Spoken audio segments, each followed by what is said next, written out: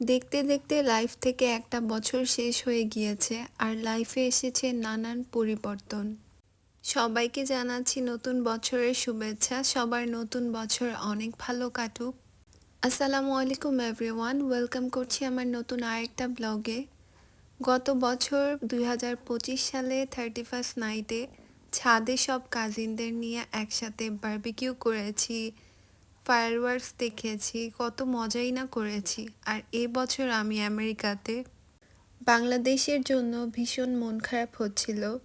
তারপর আমার হাজব্যান্ড সন্ধ্যায় অফিস থেকে এসে বলল, আজকে তাড়াতাড়ি রেডি হয়ে নিও, আমরা যাব ওল্ড টাউনে ফায়ারওয়ার্কস দেখতে। আমি তো খুশি মনে রেডি হয়ে গিয়েছি। আমরা 11টার দিকে রওনা দিয়েছিলাম, যেহেতু আমাদের বাসার খুবই কাছে। আর ওল্ড টাউনটা কত সুন্দর করে সাজিয়েছে ওরা। আর সামনে যে চার্চটা দেখতে পাচ্ছেন সেটা হচ্ছে জর্জ ওয়াশিংটন চার্চ। সেদিন বাহিরে প্রচণ্ড ঠান্ডা পড়েছিল, তারপরও মানুষ এই ফায়ারওয়ার্কস দেখার জন্য অনেক দূর থেকে হেঁটে হেঁটে আসছিল। যেহেতু কার পার্কিং একদমই পাওয়া যাচ্ছিল না, যারা পার্কিং পেয়েছে তারা অনেক আগে থেকে এসেছে, প্রায় সন্ধ্যাবেলা এসে তারা পার্কিং করেছে। আর ট্রাফিকের জন্য তো গাড়ি সামনেই এগোচ্ছিল না।